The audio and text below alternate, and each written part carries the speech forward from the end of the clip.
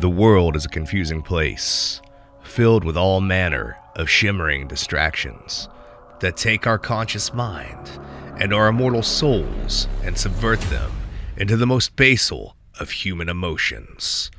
Can any one of us who considers ourselves a spiritual being truly look around the carnival at the barkers, performers, and the caged animals and believe, even momentarily, that any of this is as it should be? My name is Alan Bishop, the alchemist of the Black Forest of Indiana, distiller, historian, occasional tinker, reenactor, and your host of If You Have Ghosts, You Have Everything.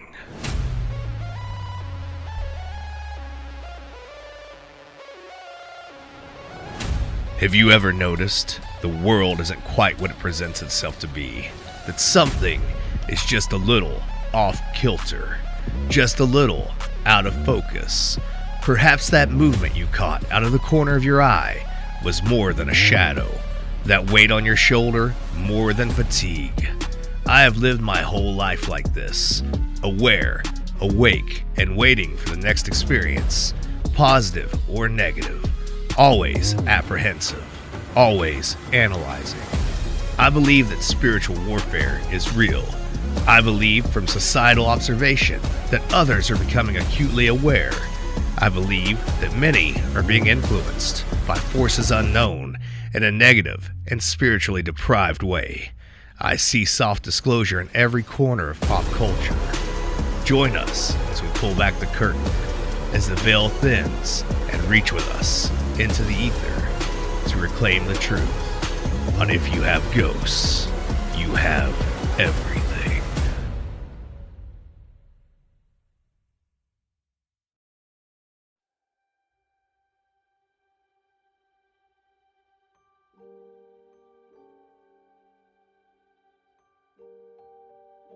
All right, hey guys, welcome back to If You Have Ghosts, You Have Everything. So tonight we're joined with Andy Harpole, who is not here in person because I may in fact have COVID. So that's a good time for everybody all the way around. So if I sound a little weird, I do apologize for that.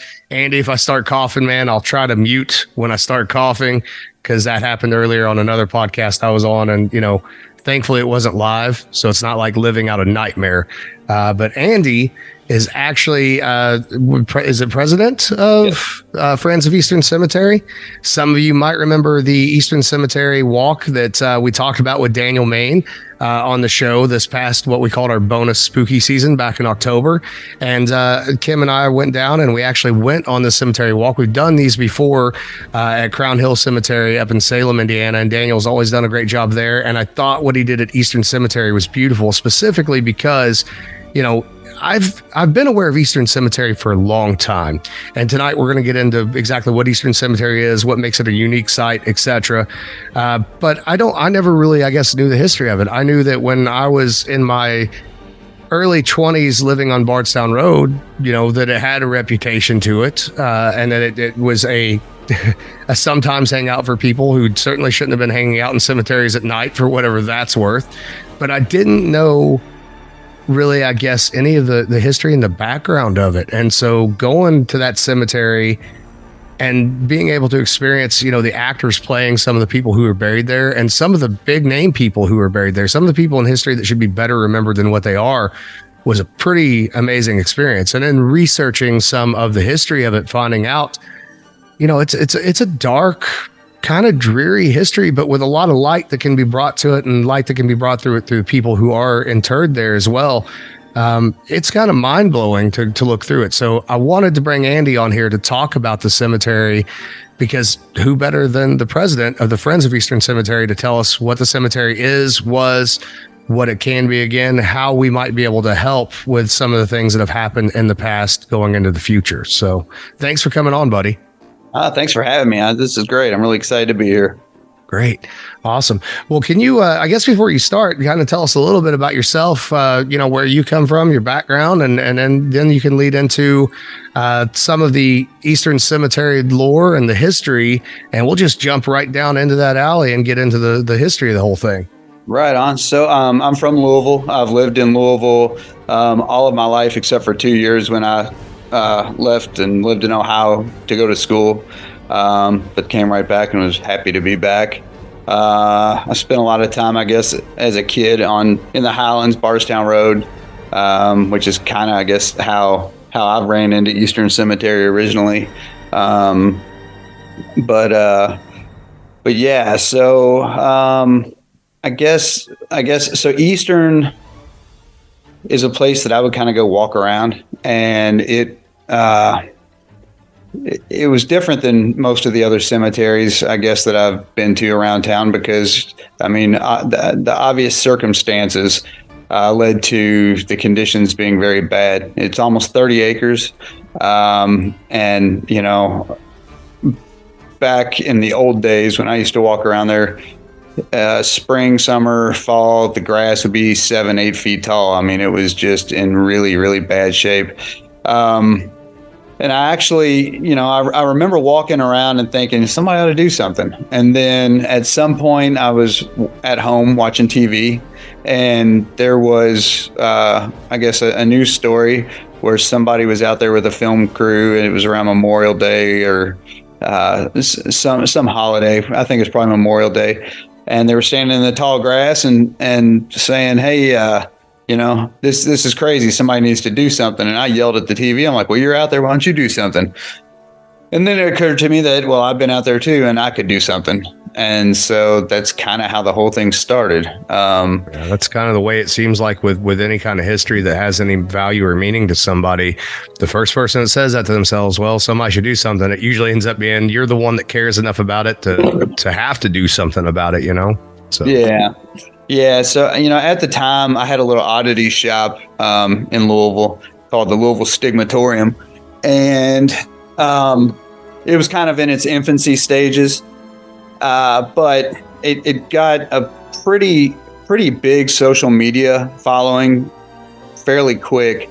So I was able to, I took a mower out to Eastern and decided to cut some grass and met some of the family members out there and heard their stories. And it was just, I was like, oh my gosh, somebody really needs to help these people. They've been through a lot. So I was able to use my platform with the Stigmatorium to basically kind of springboard and start doing volunteer events. I made the first event and I think we had like 20 people show up. Then we had the second and we had 25. I mean, it just kept growing.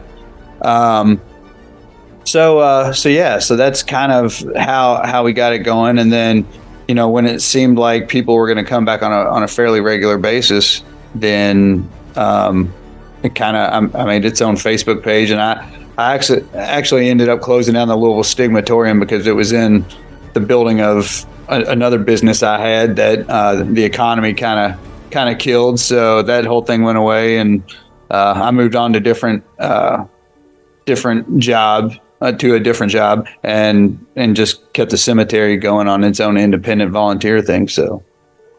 Yeah, it's such a crazy story, and for people to hear what they'll hear tonight about the history of that place and the things that have happened there, the indignity of it, and I mean, here's the thing, I have told since I went on that cemetery walk and did the little bit of research that I've done. I only live 30 minutes north of Louisville, and I know plenty of people in Louisville.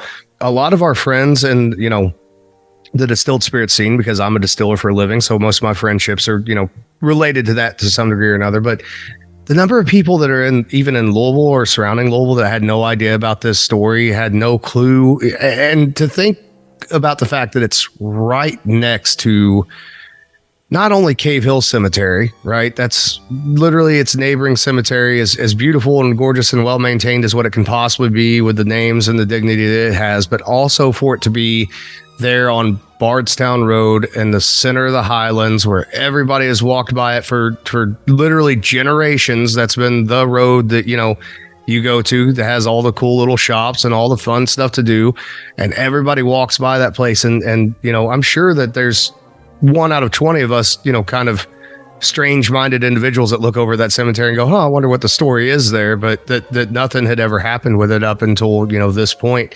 It's kind of an interesting and sad sort of commentary on what life and death both are in that region. I guess all that being said, if you don't mind, Andy, tell us some of the history of this cemetery. And I don't want to push you to harp on all the negative things as well, because there are a lot of positives there. So as you kind of go through it, if you want to mention some of the people too that you found out that are interred at that cemetery that have amazing histories, please feel free to dive into some of that too, because I think putting too much of the focus completely out to the negative side of things versus things changing isn't necessarily going to do us all good. Although it's interesting and intriguing, I think if we have a little light in there, it helps bring people want to come into that cemetery and help with it. So sure. Yeah. So I guess starting off, Eastern was incorporated in 1848. It had been around longer than that. Matter of fact, the oldest death date we found so far is 1826. And that was actually one of the Kentucky Attorney Generals.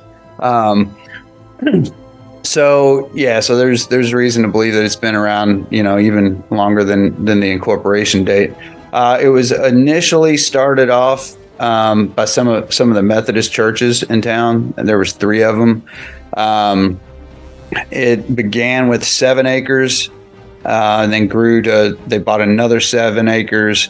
Then I think that they bought like another 10-acre parcel, and then another. So when everything was said and done, it totals to 28.7 acres, which, as you mentioned, kind of being in the Highlands, which is kind of the flagship of the city historically.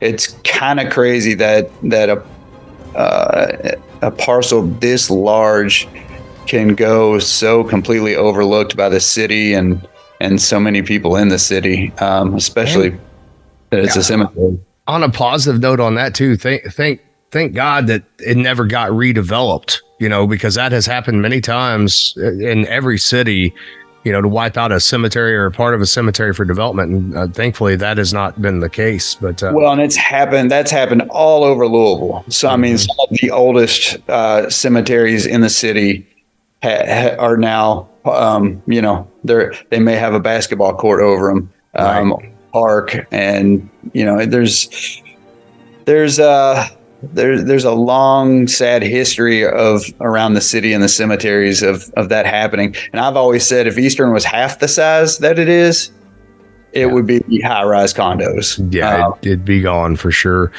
And not to interrupt you again here, but I did want to point out, I pointed this out to Daniel, and I have not done the research on it, but I would suspect that hill being where it's at, especially with the bend of the river being right above it, that had to have been an important hill, especially even with Native Americans, before Louisville really was built, for being able to watch river traffic. There had to have been, people there on that hill looking up river, because from the Kentucky side, that's exactly where you'd want to be if you're right there around Louisville to see up that river and see what's coming. So, yeah, so with Louisville starting off in Portland, and this being kind of on the outskirts, that would make a lot of sense. And before Cave Hill and Eastern were cemeteries, they were a great big farm. So somebody had the vision pretty early on for that hill, knew it was good high ground, and evidently pretty fertile. Plus, there's a lot of underground river activity under those properties. So you've got a source of water. Source of fresh water, get you away from the swamplands down there around Butchertown and the Old Point neighborhood, not have to worry so much about the mosquitoes and all the stuff that comes with that. And yeah, absolutely. Sorry, I didn't mean to interject there. I'll let you go ahead with your history, man. All right. Yeah. So let's see. It was incorporated in 1848. There are, when you start doing some research, you find stories of shady things going on there fairly early. So I think we found an article in the Courier from like 1895 where there were reports of hogs coming in underneath a fence and basically kind of uncovering very shallow buried bodies of paupers, which is the center section of Section B right now. Back then, but evidently there were bodies that were only buried a foot or less, and so Yeah, it was a somewhat common occurrence for hogs to sneak in and start burrowing and digging them up. Kind of par for the course of what was going to happen going forward with that place. So Eastern, it was one of the nicer cemeteries around town. It wasn't Cave Hill quality status, I guess, but for the middle class, the more commoner folk, it was the place to be. And also, it was, for what it was fairly affordable. They would cut good deals to people. I would suspect that's because they knew that they had an endless supply of space to bury in, so they took advantage of it and made whatever deals they had to get contracts signed. But fast forward to 1989.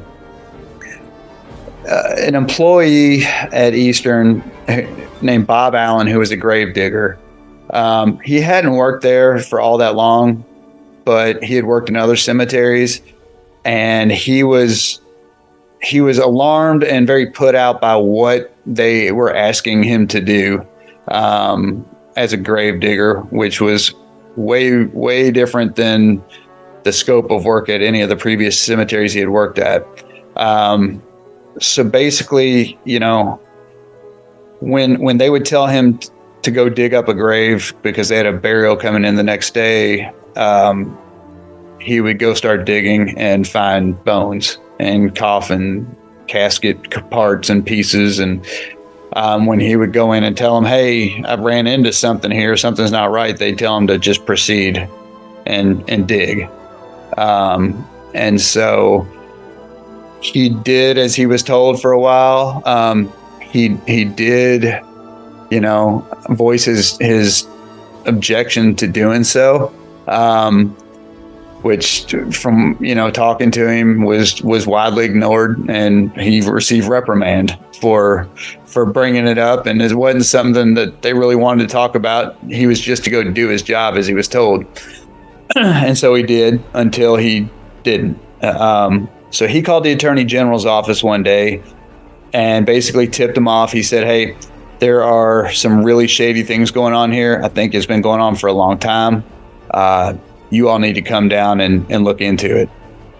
So a couple of weeks went by, and he said that, every day after he made that phone call, he was waiting on somebody to show up or waiting for a phone call, just full of anxiety.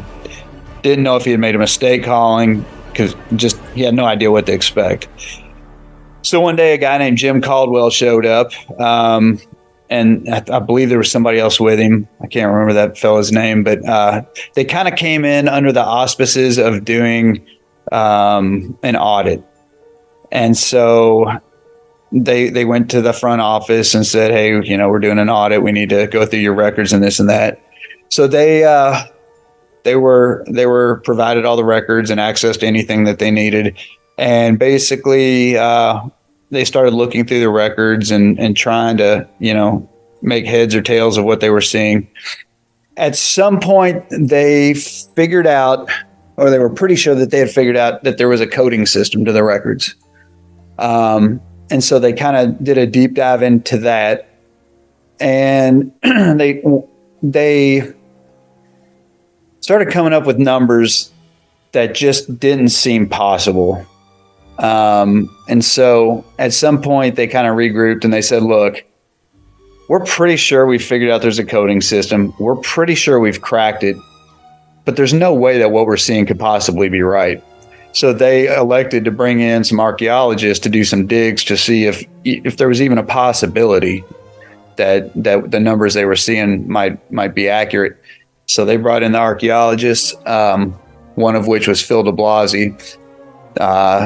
De Blasi is a forensic anthropologist and was the head of archaeology at U of L for decades, and just an all-around, expert on this type of thing. So after doing a couple of days worth of digs, de Blasi came in and he said, what you're seeing in those records and what I'm seeing in the ground are spot on. They're 100% accurate. You all have found the coding system and cracked it. And when everything was said and done, there was documentation to support that there's around 138,000 bodies buried in 16,000 graves.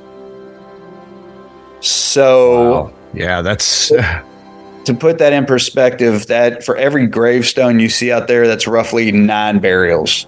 wow. Yeah.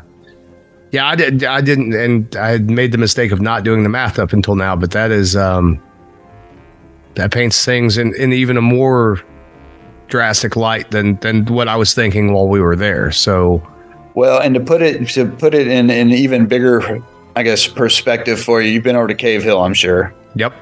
So Cave Hill is 296 acres. It is 10 times the size of Eastern. And as of last spring, there were around 130,000 people buried in Cave Hill. Now, when you drive through that nearly 300 acres, it does not look empty anywhere. It looks very full. So you can imagine with Eastern actually having more burials on the 28.7 acres, what it must look like underneath the surface. Yeah, that's disturbing for sure.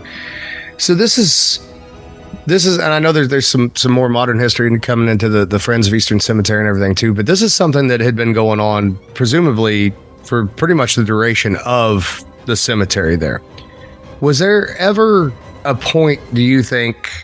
So for example, in New Orleans, you don't have much grave space. So people kind of, for lack of any better phrase, rent a grave, right? And then you move the bones to the back of the grave.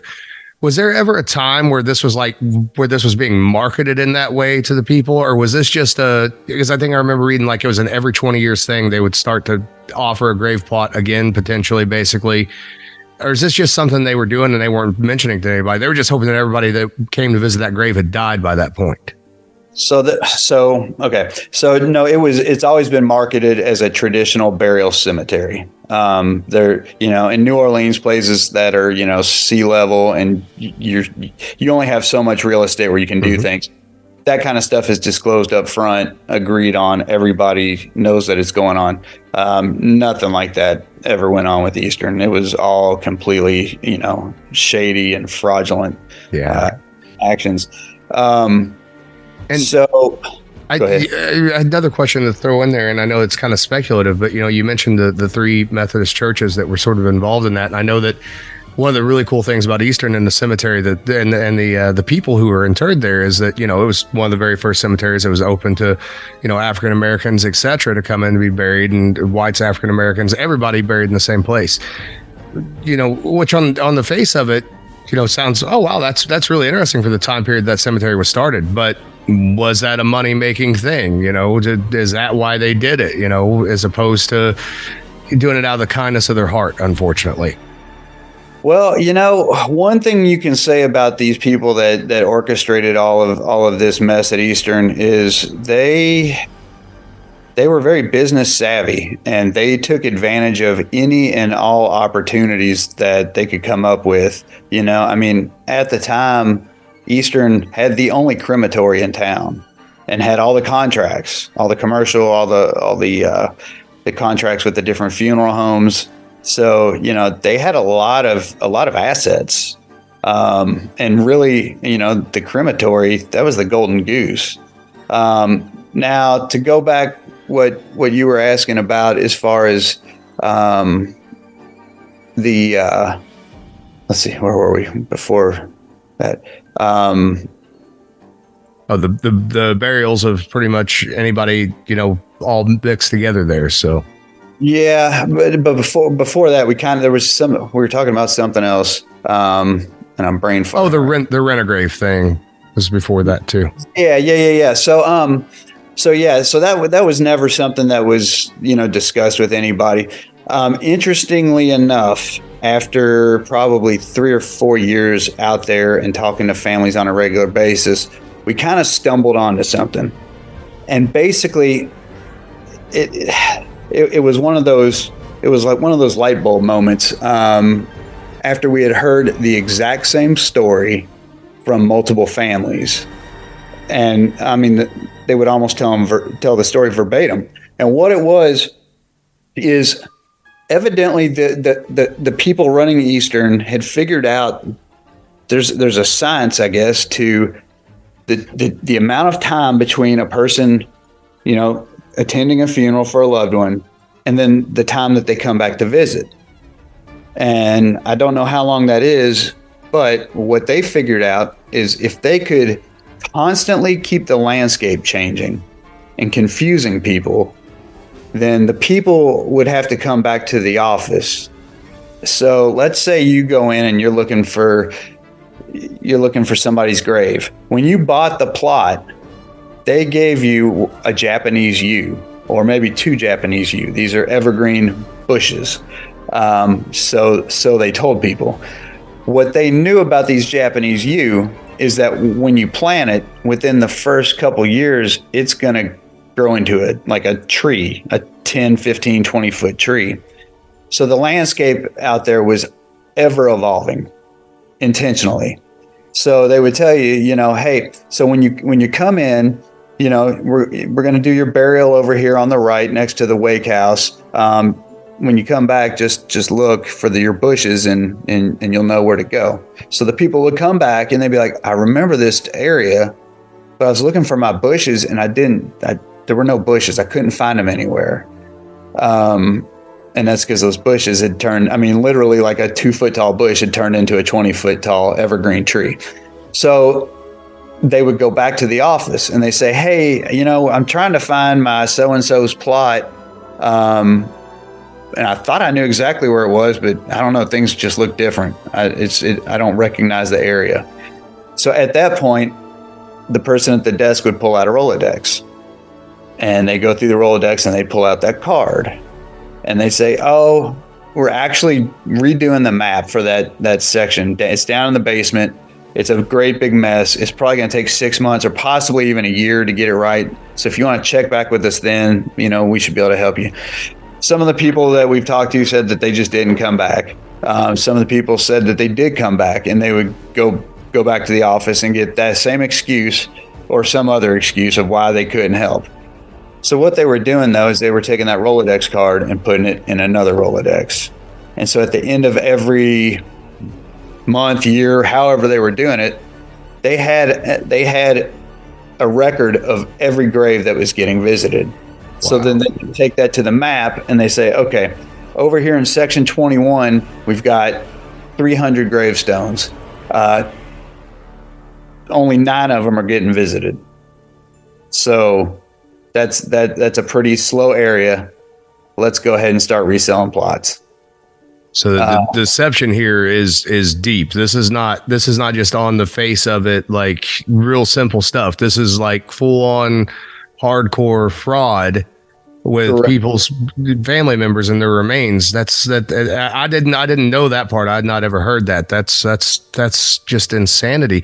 And then that kind of leads me to another piece of that. I vaguely remember 2 things. I think I came across, or I saw a newspaper article, like there were reports of this even as early as like 1911 or the early 1900s. I remember seeing maybe a newspaper article or something of that nature, and it really didn't seem to get investigated at that time. And then if I remember correctly, with the 89 stuff, there were reports of like, some of the fill dirt having, ground up tombstones and stuff in it. So they're not only obliterating the bodies and the sacred remains, they're obliterating headstones and everything, presumably. Or were they? So that's a big topic of urban legend for a long time. What happened to all the stones? You've got 138,000 bodies in 28 acres, but only 16,000 visible graves. Where are the stones? So some of the different urban legends we had heard over the years are, at some point they brought in like a rock crusher machine and crushed a bunch of the gravestones and turned it into gravel. Not a whole lot of gravel on the property. So that, and plus, like, I guess with limestone gravestones, which you see some of, or marble, I guess it's possible, but there's an awful lot of granite stones, and you're not running a piece of granite through a rock crusher. It's going to destroy the machine. So, that one's always kind of been like, you're gonna have to try harder. So another urban legend was in the middle of the night, it wasn't uncommon for them to load up a dump truck full of gravestones, take it down to the river, dump the dump truck full of stones into a barge. Then they take the barge out to the middle of the river and dump the stones. Yeah, and that's like not an awful lot of work. Yeah, and that's not an uncommon one to come across either. We came across that in some of the historical societies I've been in southern Indiana. And it's not from cemeteries. It's where the guys would make a stone and they'd spell a name wrong. Yeah. And then they would sell it as fill dirt, or not fill dirt, but as like riffraff for the bank of the river washing out. So they just take these gravestones with names on them, dump them in the river, and then somebody comes across it and they're like, oh shit, there's 50 stones out here with names on them. What's going on here? So that makes sense to me for sure. And as you said, a lot of that stuff in the middle of the cemetery were pauper graves. They probably didn't have a stone. If they did, it was probably just a filled stone marker or something of that nature. So that makes a whole lot of sense to me. So that one's a little more plausible. But so in 2014, we brought in a guy named Jonathan Appel. He basically travels the country, putting on historical cemetery hands-on preservation workshops, and teaches the correct methods, the correct chemicals, the proper techniques to restoring and preserving historical headstones. And we've actually had him in 4 times now. But at the end of this one particular workshop, he and I were we were standing in the back of the cemetery. Everybody else had left. And we're sitting there just kind of shooting the shit. And he kind of like gets a funny look on his face. And he's like, oh, he's from Boston. He's like, what's up with that stone over there? And I'm like, I see like 10,000 of them, John. Right. What? He goes, the one right there, the one right there, with the weird. And I'm like, you'll have to take me over. So we walk over, and it's over in section 7, and the name on it is Krug.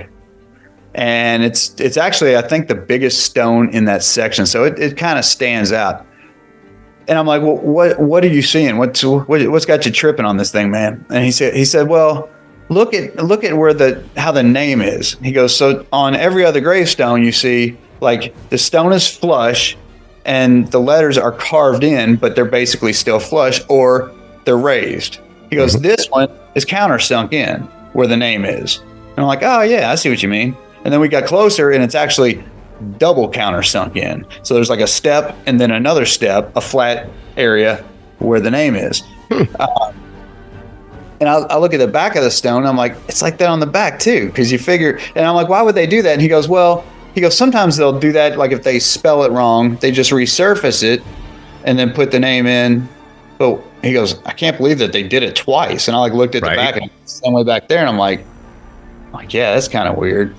And then we started looking around, and there was one over there. There was one over there, and I'm like, oh shit, they were reselling stones. Yeah. And I was like, but wait a minute.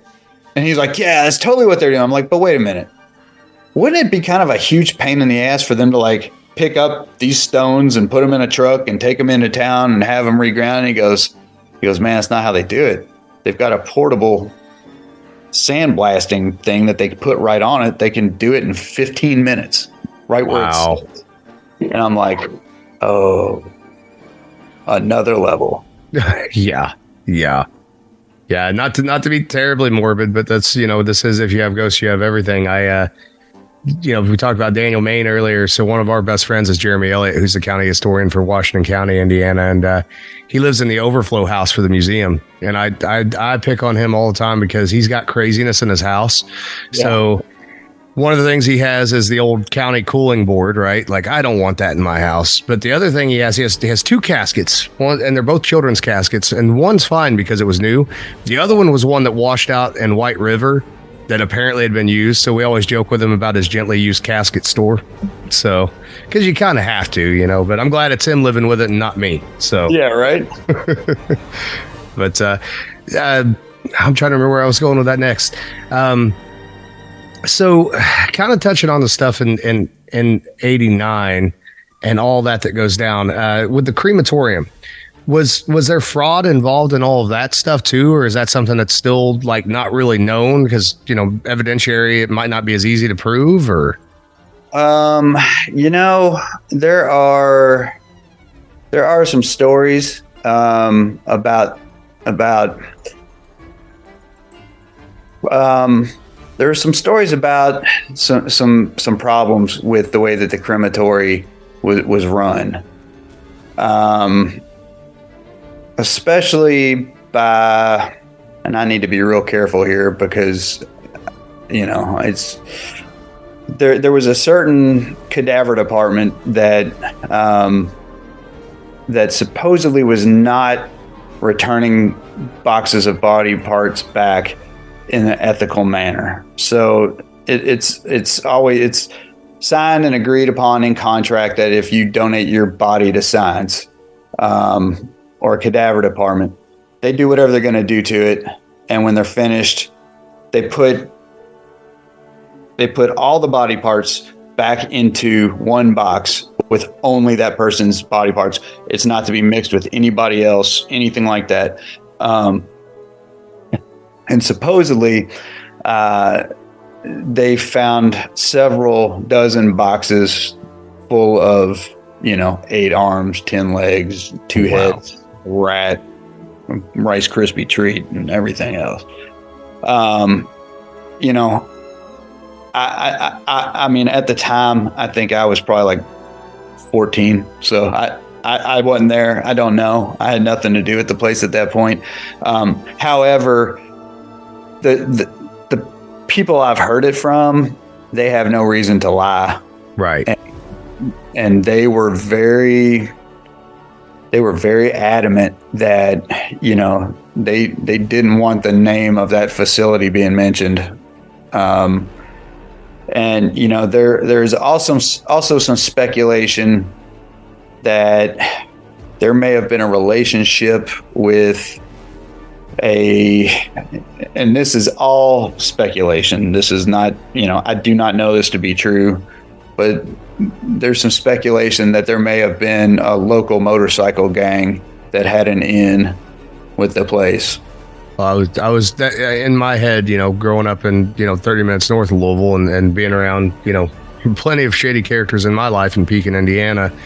If you find one shady business, they're usually in business with other shady businesses. So it's none of that to me would be surprised. I would be surprised if that wasn't the case. Right. There had to have been people both in high and low places to make all of those things work. There had to have been people that knew that were in power, that could kind of help keep it covered up in time. And there had to have been people on the low end that were throwing more money at it to take care of their own business. That's how you stay in a shady business. You keep it. Well, and realistically, the people on the low side probably knew what they were doing enough to get, whatever kind of blackmail they needed on the people on the high side. 100%. So that's the way it usually goes, for sure.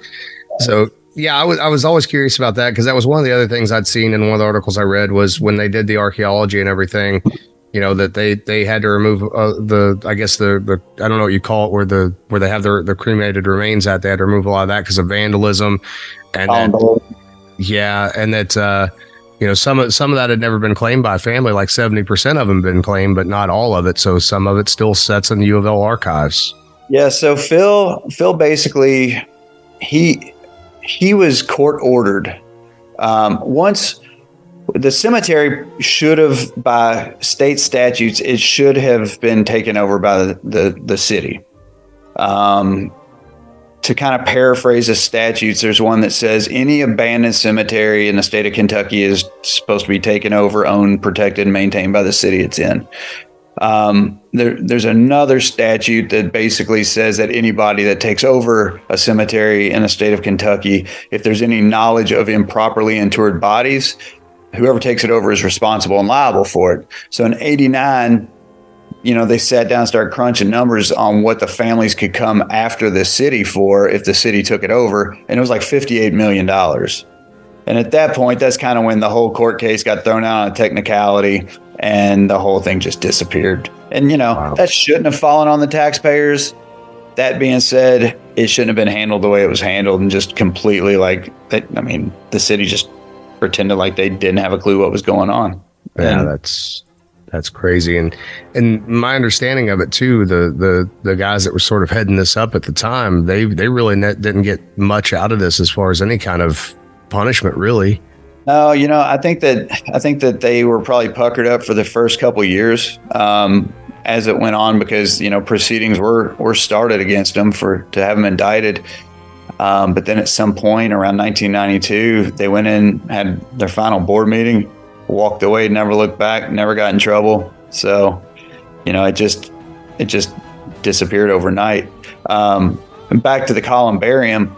So Phil was court ordered after the people running it decided to take a hike and not ever come back, because the city knew that they had to keep the cemetery like going, or else it was going to fall in their lap. And so there were something like 5,000 pre-need sold plots at Eastern that didn't exist because they had already been overburied, however many times, but they still had sold these plots to people. And so they basically said, hey, we need to keep the cemetery open and going. We're going to keep doing cremations. And we need, as people die off and want to use these plots, in order to avoid getting sued, we need those people buried. And so Phil, knowing what he knew about the overburial there, he was like, there's nowhere to bury him. So if you ever look, the front, the face, Baxter Avenue side of Eastern, there's the main entrance gate where people come in. But if you head, what is that? I guess probably east? No, probably south. If you head south, then what you see is there's another gate, but there's no road. So Phil was like, he got the idea. It used to basically horseshoe around and join with the other road in front of the limestone wake house, which we refer to as the Loomis Wake House. So Phil decided, hey, I'm going to pull this asphalt up, because at least, we'll know that we have this run where nobody's buried, and we can bury people there. Well, there were already people buried there. Oh, wow. Holy shit. Not a whole lot. Like, there was still room to bury a fair amount of people, but yeah. So when you go back through all the different iterations of the Eastern maps, there's a 1890, there's a 1896 and like an 1880, and then there's one from like 1920 and then 1994. What you'll see is over time, they would actually move the roads little by little. And they would, areas that are full in the earlier years are empty in the later years. Everything in there was like slowly moving, slowly shifting. Evolving. Wow. Yeah. And that's insane. That was, again, more stuff that I didn't know. That's pretty crazy. What about if I remember correctly from the tour, the crematorium now is what? That's like apartment buildings or something, or? So just to the north, when you come in, as soon as you cross through the gate, there is a 2-story old brick Italianate that has this strange little light brick like attachment on it. And so that was the original sexton's quarters, and the little light colored brick attachment was the crematory. And we actually have a brochure. So there apparently was a traveling crematory salesman that came to Eastern at some point, handed him this brochure that we have, and was like, hey, you all need a crematory. It's the new greatest thing, and blah, blah, blah. And so they bought it. They came and built it on the side of this and on the side of the original house. And there it is. So that was Kentucky's very first crematory. Oh, wow. Yeah. And so they kept that going until the 1950s, when they decided that they wanted more space. And so in the back, they built a big cinder block building, which was the chapel. In the basement, there's 2 crematory, 2 retorts down there, a big staging area, and then the office and the columbarium. And so at that point, they moved all the operations back there, and supposedly they tore out the crematory in the front building and started to convert it to an office.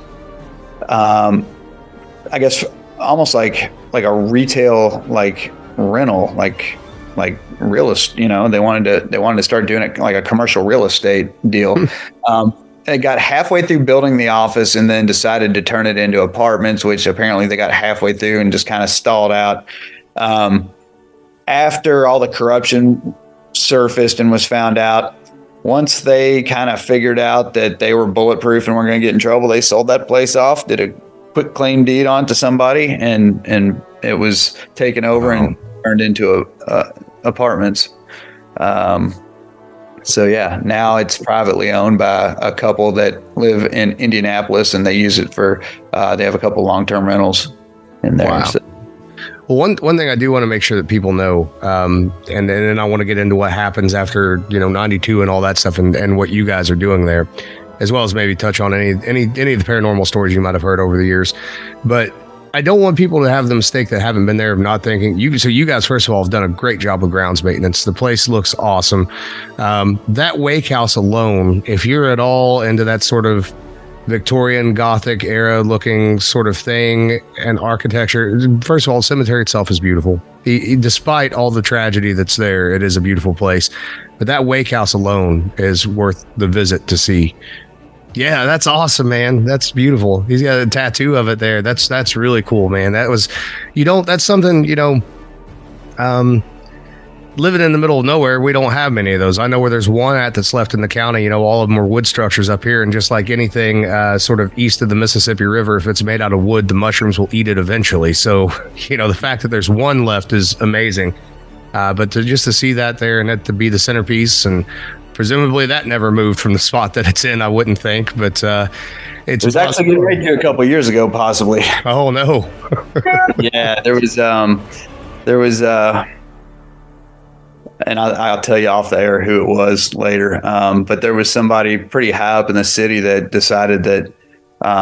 So the neat thing about that, it was built in 1895. I have the original blueprint for it. But it was built by Loomis and Clark, who were some of the predominant architects in the city back in the 1800s. They built like the Levi Building, which is the old spaghetti factory, the Carnegie Library, the flagship of Old Louisville, which is the Conrad Caldwell House. And then if you venture on down to the West End a little, 17th and Jefferson, right across from Western Cemetery, is the Auerbacher Mansion, which they built that too. And it's really neat. All of them are really neat structures.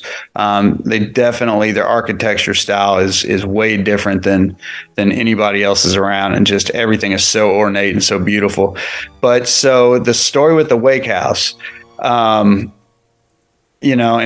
we used to tell the story and we're like, kind of run through it, whatever. But now it hits a little different. So back, after the different pandemics had come through Louisville and killed off 2/3 of the population, you had the different flus and fevers and all that. Nobody really understood why people were dying. They didn't really understand what was causing it. So they did what we do. They started coming up with their own theories and ideas on what might be killing people. Now, you got to keep in mind that this is pre-funeral home. There's no funeral homes yet. And so one of the popular ideas or conspiracy theories at the time was because people were having to be around dead bodies in the parlors of their homes. They thought that maybe being around those bodies was making everybody else sick and making them die.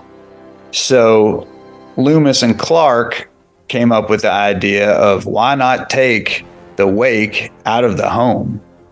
why not have a structure somewhere where you can, have a wake? It's outdoors, fresh air. And so they built the wake house at Eastern Cemetery. So it's kind of like the first funeral home to some degree. But it was definitely a pretty advanced idea for the time. And so, there it's sat ever since. So yeah, there was somebody pretty high up in the city a couple years back that, it desperately needed to be repointed. You could see through a lot of the grout joints and all that. And it was getting kind of rough. And they argued with the city that they wanted to give the city $250,000 for it. And because it was getting ready to fall down, and it's such a historically relevant piece of architecture, it would just be a travesty to let it fall. And they were going to move it out to their property, I think in Shelbyville. Of course. And restore it. Yeah. Yeah.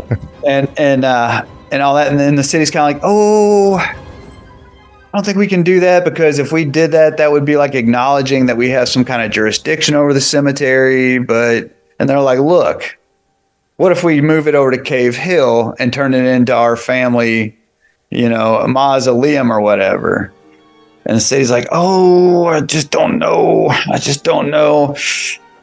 We got wind of it, and we're able to secure a Kentucky Colonel's grant and get that sucker completely, restored. As far as grinding out and repointing all the mortar joints. So the structural integrity of it was no longer a concern. And then the next year we got another Kentucky Colonel's grant, had the gates taken off, completely restored. And then the part that goes over the top, I guess that'd be like a finial maybe.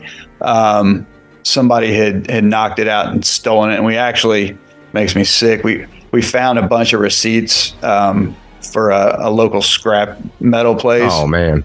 And we found what we think is probably the receipt for when they knocked that out and took it. And I think it brought like $7. Just something so ridiculous, it just makes you want to throw up. But, I got to give a shout out to Fall City Ironworks, who did all the restoration work. Lewis over there, he did it all himself personally. I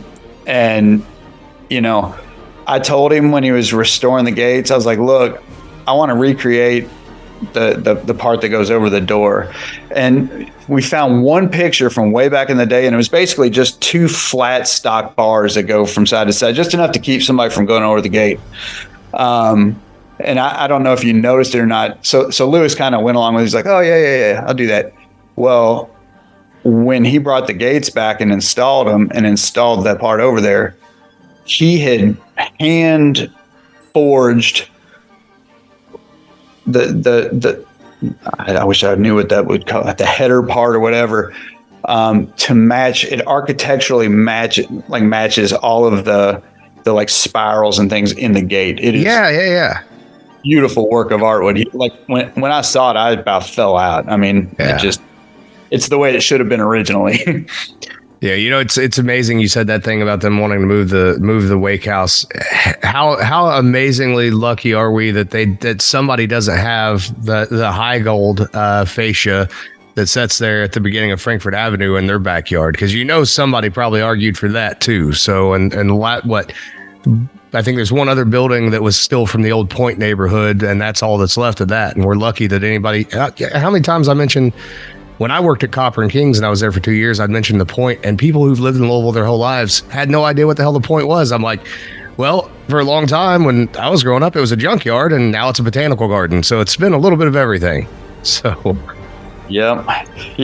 When they moved the high gold, it was like, I'm like, oh boy, where are they going with it? Because it was on the other side of River Road forever. I remember playing as a kid over there and seeing it. But it's really sad the way very historically relevant objects or structures around town just up and disappear overnight, and nobody knows about it for 50 years or ever. So after 92, then what happens from there, and how does the Friends of Eastern Cemetery come together, and what do you guys do and your mission, etc.? So 92 is basically. That was about it. Actually Phil and Jim Caldwell, and who later turned out to be Beth Caldwell. She actually worked at the cemetery originally and then married Jim Caldwell. He quit the Attorney General's office because he actually wanted to stay there and try and keep the place going. So they came together and they tried, and Bob Allen stayed, but they couldn't, I guess, make enough money on a regular basis to keep it going. So it ultimately folded and then they walked away. So at that point, for all intents and purposes, it basically became abandoned. The city would never acknowledge it being abandoned. And even, I guess, people in an archaeologist wouldn't call it abandoned either, because they have a different definition of what an abandoned cemetery is. But for all intents and purposes, Eastern is abandoned. And so basically, it started to get overgrown, and it was just kind of left to its own devices. And at that point, people around the in the Highlands and all that, it kind of became a place for teenagers to hang out, and a place where people could kind of do whatever they wanted to do because there was nobody there, and to basically tell them not to. So it over the years, from what I understand, there have been a couple different groups that were tried to form to come and kind of take care of the place. However, pretty typical to these cemetery groups, what they do is they want to have a bunch of meetings and talk about this and talk about that and not do anything. Yeah, come up with all these plans. In 2013, I decided that I was going to take it on, mainly because I got a little curious about it. And so I started making calls, and I talked to a lady, Ann Johnson, who worked for the state, and she directed me to somebody locally. It was Phil de Blasi, and he directed me to the Attorney General's office. But a majority of the people that I talked to, not Phil or anybody like that, but they were like, don't waste your time. Groups try and come and they try and start and nothing ever comes of it. Don't waste your time. You'll never be able to make a difference there. And I'm like, it sounds like a challenge. Right. So all I ever really needed was somebody to tell me no. Exactly. Exactly. So in 2013, I decided that it was time. And like I said, I went out there and cut some grass and met some family members and just was so disturbed by the stories that they told me. And, they were afraid to go down. And, this one lady specifically, her whole family is down in this low spot. And she was afraid to go down there because she didn't know if there might be somebody there that might attack her and kill her. Right. She wasn't sure if, maybe she'd fall in a hole and break her leg and, not be able to get out and die. And so, that was actually the first time I was out there with a mower, and I just happened to be cutting right by where she was. And so I was like, look, I've got a riding mower here. If you can tell me the names, I'll go down and try and find them. And if I can find them, I'll be happy to cut the area if you have a few minutes. And she's like, yeah. So she told me, and I found them pretty quickly. And then went down and mowed that area out, and then mowed a path over to the road for her. And she said, will you walk down there with me? I'm like, well, yeah, absolutely. And so we walked down there, and it's her grandparents, her parents, her aunts, uncles. Oh, wow. She's telling me about these people and what, the role they played in her life. And at some point she starts crying and it makes me tear up. And I'm like, man, this just is not right. How is this possible? And so it was right then and there. I'm like, I'm going to keep coming back. Yeah, man, that's not just physical help there. That's spiritual help is what that is. Regardless of what anybody believes, however they believe in God, whatever they choose to believe, that's spiritual help right there. So yeah. And, what occurred to me pretty quickly after that conversation is like, man, these people have all been promised something. And it's a big, meaningful promise that's been broken to them. Mm-hmm. And I'm like, I obviously have the time to be out here. So why would I not be out here if I have some free time and help people? And so it's kind of like, I don't know. I feel like what we're doing is answering the promises that have been broken to these family members, because they've been through so much. So how do people get involved with helping? I mean, is there the fundraising arm? Are you looking for people to help you actually physically take care of the place? How does somebody that listens to this, wants to be involved in it, get involved in it? So there's all kinds of ways. First of all, I guess we have a website. It's www.friendsofeasterncemetery.com. And then we're very active on Facebook, and it's Friends of Eastern Cemetery. And we have like Instagram, and I think we have Twitter. I don't do any of that. I don't take care of any of that stuff, so I'm not sure how active we are on those other platforms. But Facebook is where we typically post all of our events and pictures, and just, we're pretty active there. So our typical volunteer season starts in the spring whenever the rain slows down. Sometimes it's March. Typically it's closer to April. Sometimes it's as late as May, just depending on how much rain we get. We're out there every Sunday from 10 a.m. to 1 p.m. We have a fair amount of equipment, so we generally say we supply the equipment, the fuel. We have safety glasses, goggles. We bring snacks and drinks. All we need is people to show up that might want to cut grass or weed eat, or move sticks from broken limbs that have fallen. Generally, if we have time, which the past couple of years we've been fighting the grass so much, we'd like to try and work on gravestones, but it all depends on if we have enough time. Ultimately, what I would like to do is find a couple people that are interested in learning how to do it, training them, and having a different team out there. At the same time, we have people cutting grass. We have people out there resetting stones. We did that back in the beginning. And, as weird as it sounds, that's kind of the sexy thing about cemetery preservation, restoration. When we were doing that, it drew more people to come in and do it. It's just the problem that I have right now is unfortunately, I'm a lot more valuable on a mower than I am resetting gravestones, because, on my machine, I can cut, 5 to 7 acres a day. But I would like to find people to train to possibly come in and do that while we're cutting grass. And that way we can kill 2 birds with 1 stone and make a big difference out there. But yeah, so we've got the website, we've got the Facebook group. Our season actually just wrapped for this year. Veterans Day is when we get the place all finished by Veterans Day, get it put to bed nice and neat, do the flagging, and then we'll go out next Sunday and pull flags, put them away, and then we'll be done for the season. So yeah, in between spring and Veterans Day, we're always looking for volunteers. If people are wanting to help that don't necessarily want to volunteer, we can always use donations. If people go to our website, there's like a donation button they can click on. We're always looking for, 1 or 2 good mechanics that might be willing to come out and help us with our equipment. Because, if some of these commercial lawn mowing places understood the terrain and what we go through out there, it would be the testing grounds. I will give a shout out to Skag.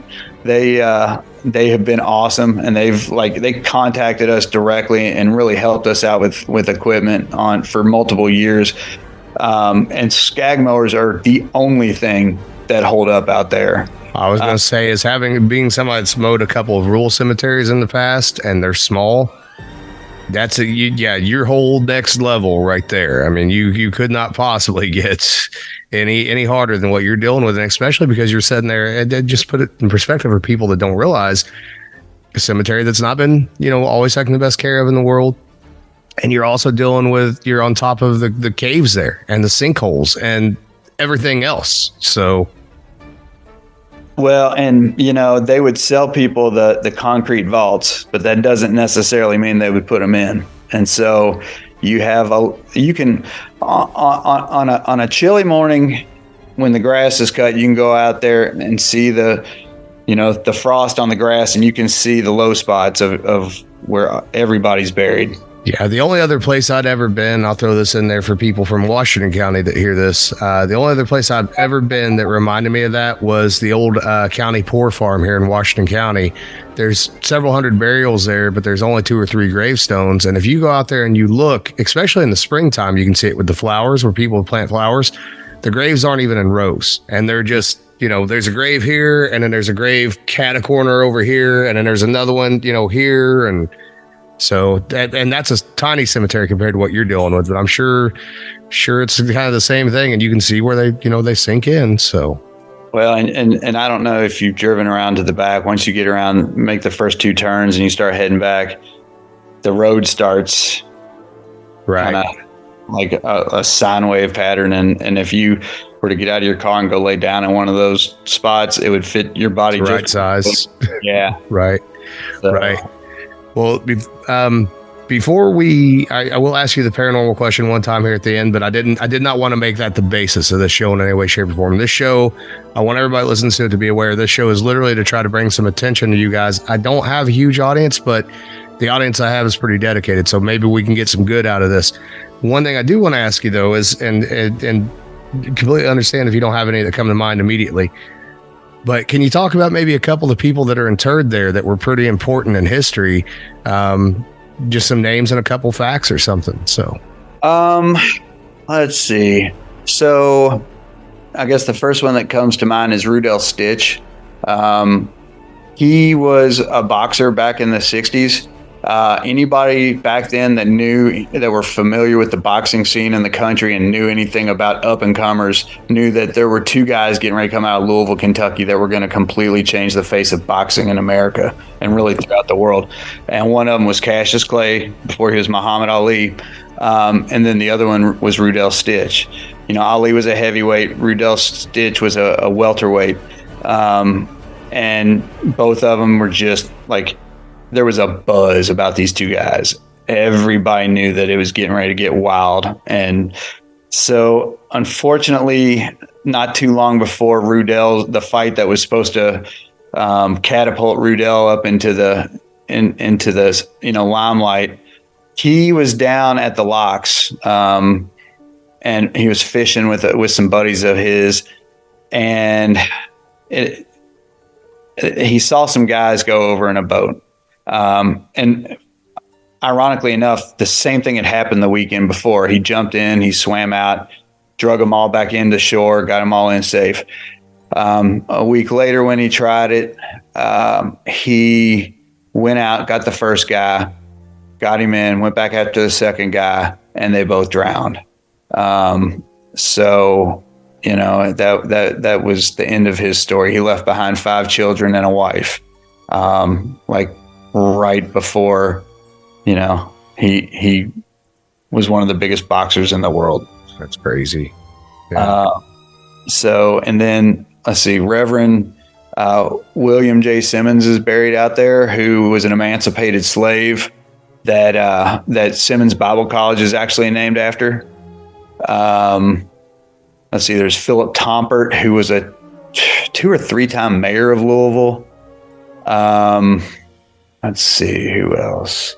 Washington Spradlin, who was an emancipated slave, opened up a barber shop, started some other businesses, and by the time he actually built the Russell neighborhood privately, paid for it all. And by the time he died, he was the 2nd or maybe 4th wealthiest person in the state of Kentucky. Really awesome. A savvy guy. That's that right there for me is the definition of the wider Ohio Valley region, but specifically Louisville area. That it's a river town, and it might be the gateway to the South in general. But anybody who worked hard enough could make it in Louisville despite the adversity. You could do it. You have tons of German immigrants, obviously the Irish, just the people that built the city for what we have today. And that's, they went through Bloody Monday and that whole thing where it was not popular to be German or Irish in Louisville at that time. You did not want to be. So and there's a lot of people buried there because of that ordeal. So, But no, there's so many different stories out there, so many relevant people. And actually on our Facebook and our website, if you dig in there, you can find there's like a biographies tab where we have done. I shouldn't say I've done none of it.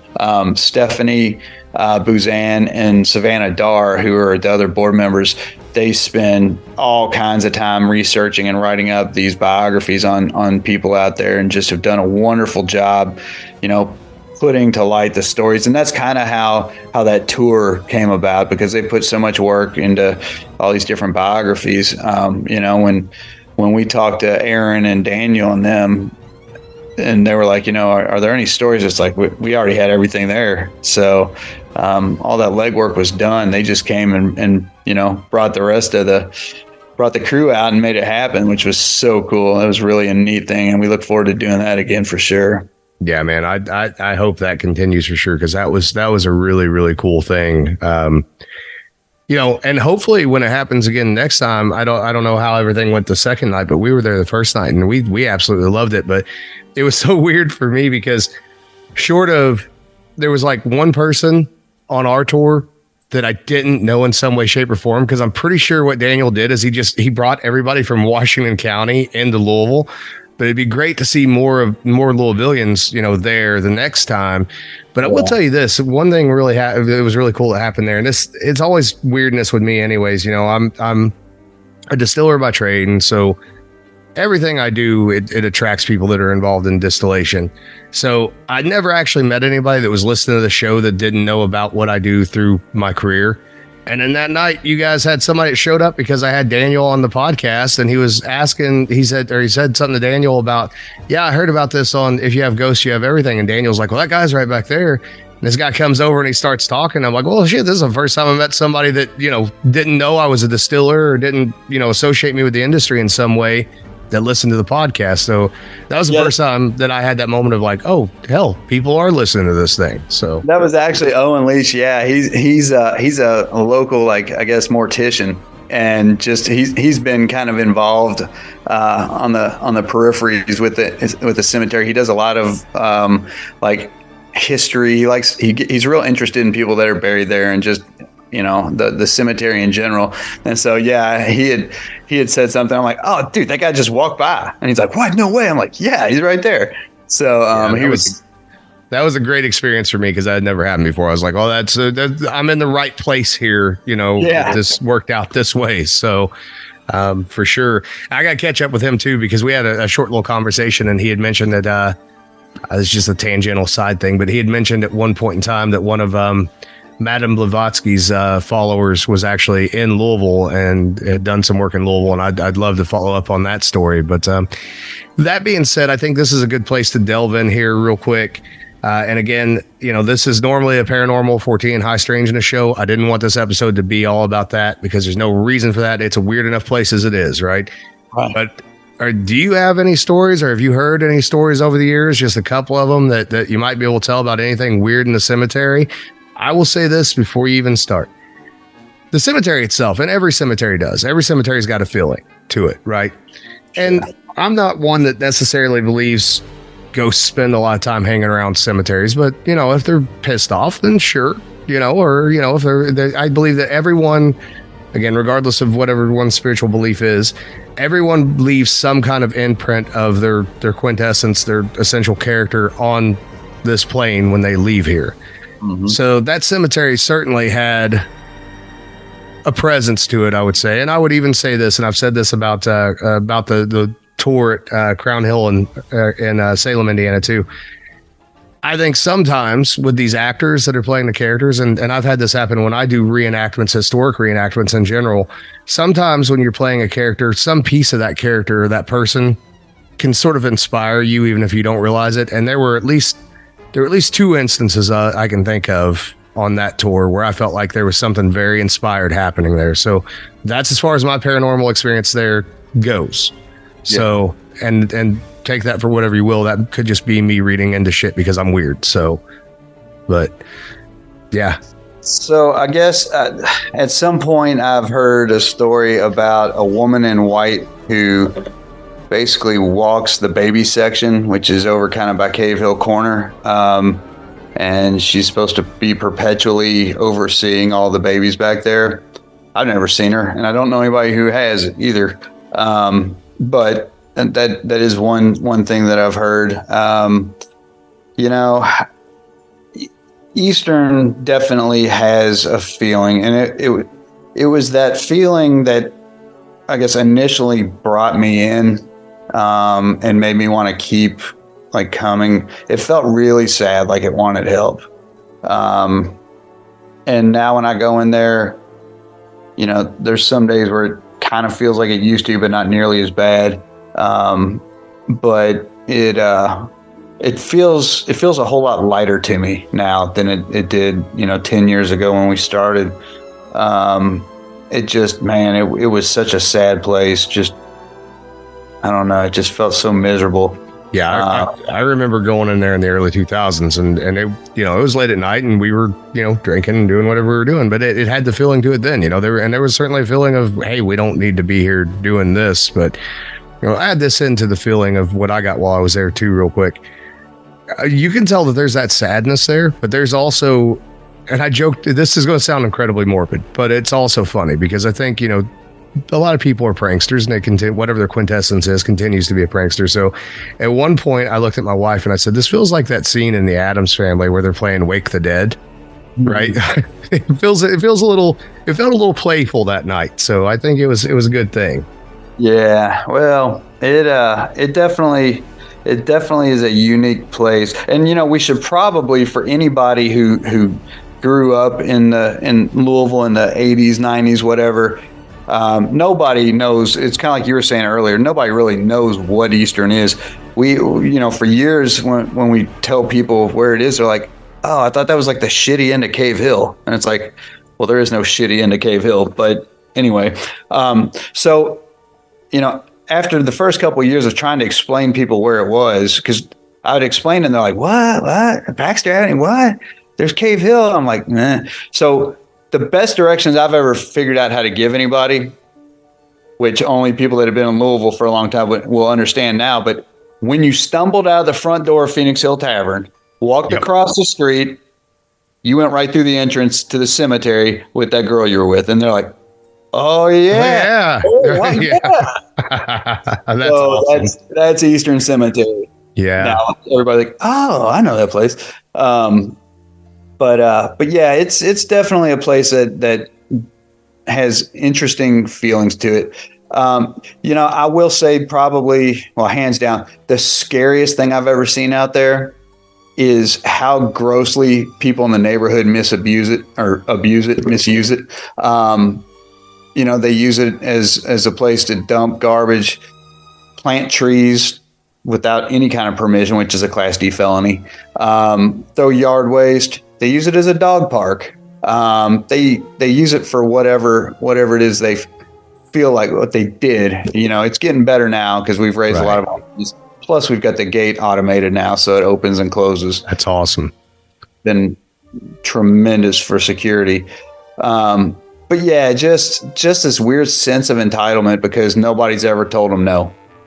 You know? Yep. Well, we're here to say no. So. Yeah. Well, and you know, truthfully, I think sometimes because Bardstown Road has always attracted the younger people, and there's nothing wrong with that. But the generation now certainly needs that, and past generations have too. And I for one, am thankful that you guys have that in place with the cemetery now. So, well, thank you. It's been a long road, but you know, I feel like we've made pretty significant progress out there, and you know. What's funny is people are always like, well, how do you get paid? And we're like, we pay to do it. What are you talking about? Right. But, no, this has become it becomes a passion and a hobby for you in a way. Yeah. But, you know, the unique thing that I always tell them is like the hugs you get out there from people are the most authentic. Like there is no money that makes you feel like that. And I mean, I've had so many different experiences with just complete random strangers, and I'll be filthy. I'll be out there, you know, working on mowers and, you know, greasy, sweaty. Like I had a lady one year come in a white dress. She clearly just left church. White dress, white shoes. in a white on white Mercedes convertible. And she came over and almost picked me up off of my feet because her daddy was buried there. And she was just so grateful that when she pulled in, the place was, you know, it looked respectable and she could find his grave. That's awesome. And I mean, so it's like, it's really kind of a magical place where you can meet people that you have nothing in common, or you perceive you have nothing in common with. Hear their story. And I mean, just like within minutes, you guys have this bond. Like you know, they're telling you this tragedy in their life, and you know, they're crying and you're crying, and it's kind of a magical place where people can bond almost instantly, where I don't know where you could do that in any other circumstance. No, that's that spiritual currency in a lot of ways too. And you know, one of the things that I'd ask you when I was out there was about distillers that may or may not be buried there, and I will tell you, I am digging through the find a grave stuff hard, because I guarantee you there are distillers there. You know, and that's a way to bring maybe some more interest to it and some more money to it. And if there's any there, I'm going to find them for sure. Yeah, and we're going to put it out there. And what I'd like to also propose is, from time to time, maybe once or twice a year, I'll reach out to you and maybe get a little update from you. And we'll just do a little 15-minute segment just to sort of promote things. The other thing I want to say here is, for anybody listening to the show, if you have any stories about Eastern Cemetery as far as the paranormal goes, reach out to me. I'll get you on the show, because that's a way to keep this conversation going in the future on this show too, and hopefully get some more, you know, stuff your way that's helpful to you. So, you know, you gotta come at it from the angle of whatever the show is, and there's the angle. If you've got ghost stories about Eastern Cemetery, bring them on the show, and we'll use that to try to get some money and some volunteer help for you. So, hey, and before I forget, have you seen the documentary? I have not seen it yet. I saw that it was out there, and I just have not had a chance to watch it, but I definitely will.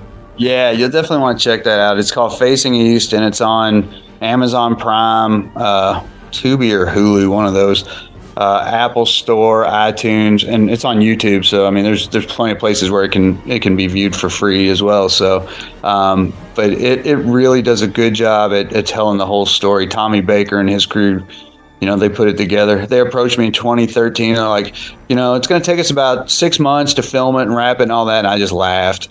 And they're like, what's so funny? I'm like, if you get it done in 6 years, you're going to be real lucky. And they're like, oh, no.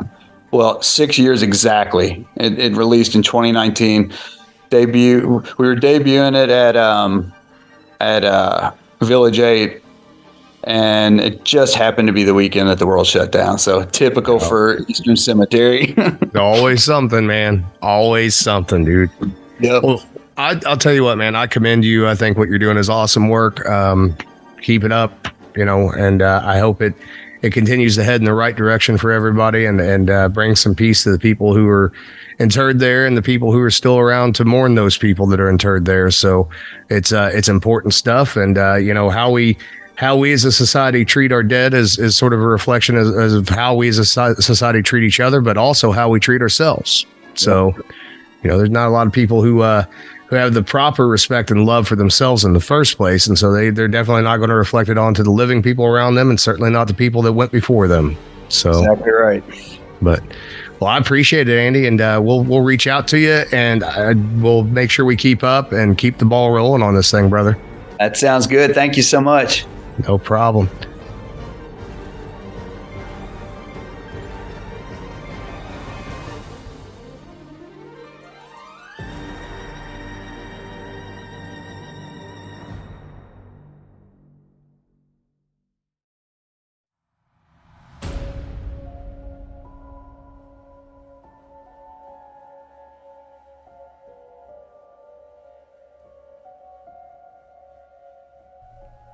The world is a confusing place, filled with all manner of shimmering distractions that take our conscious mind and our immortal souls and subvert them into the most basal of human emotions.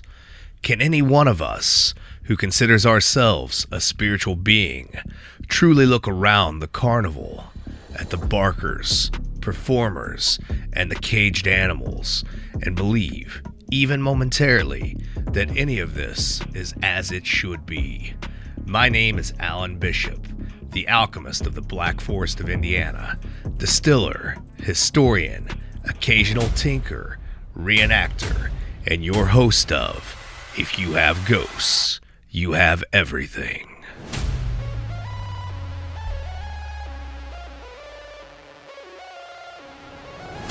Have you ever noticed the world isn't quite what it presents itself to be? That something is just a little off kilter, just a little out of focus. Perhaps that movement you caught out of the corner of your eye was more than a shadow. That weight on your shoulder, more than fatigue. I have lived my whole life like this, aware, awake, and waiting for the next experience, positive or negative. Always apprehensive, always analyzing. I believe that spiritual warfare is real. I believe from societal observation that others are becoming acutely aware. I believe that many are being influenced by forces unknown in a negative and spiritually deprived way. I see soft disclosure in every